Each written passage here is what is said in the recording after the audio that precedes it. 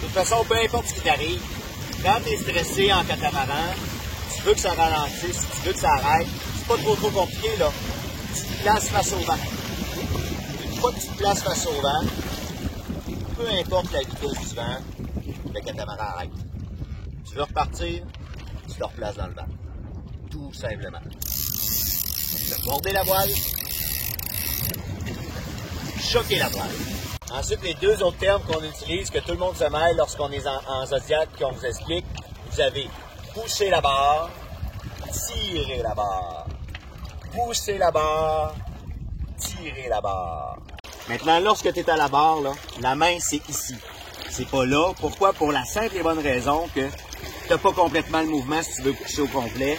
De ce côté-là, tu vas l'avoir, mais de ce côté-là, tu ne l'auras pas. Donc, la main, toujours ici. On est près de notre barre. On n'est pas complètement à l'autre bout comme ça pour être à bout de bras. On est ici. Il faut bien comprendre, lorsque vous bordez ou choquez la voile, vous pouvez lâcher votre barre si elle est en ligne droite. Donc, regardez, je borde ma voile.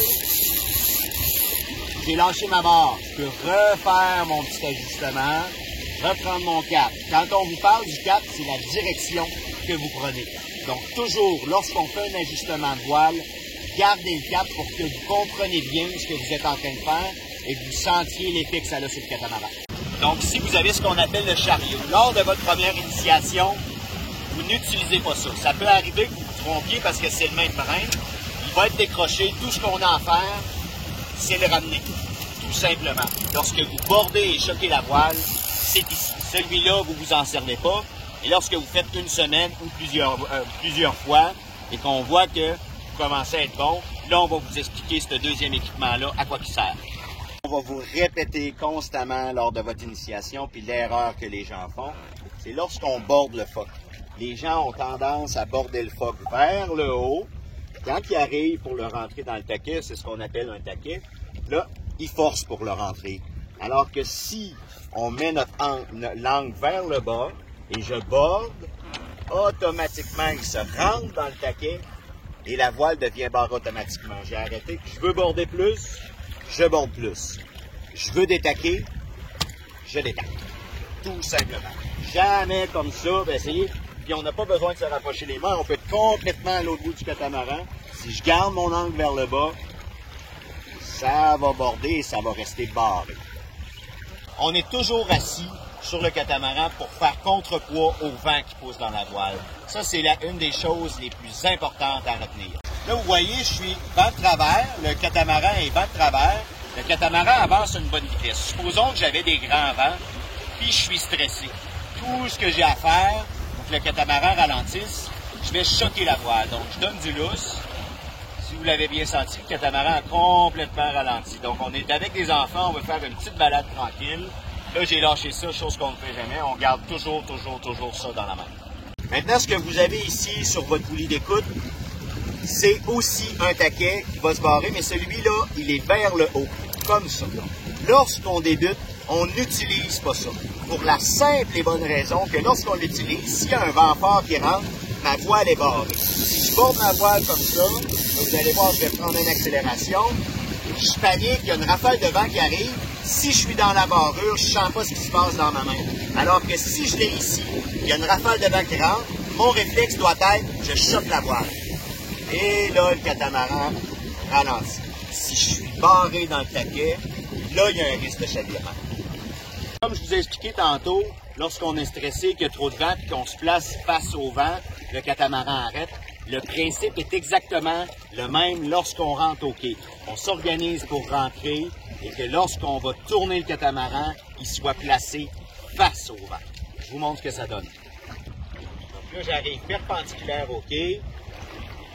Lorsque je suis à peu près à une distance de largeur de catamaran, je vais pousser la barre. Et le catamaran s'en va se placer au quai. Et voilà.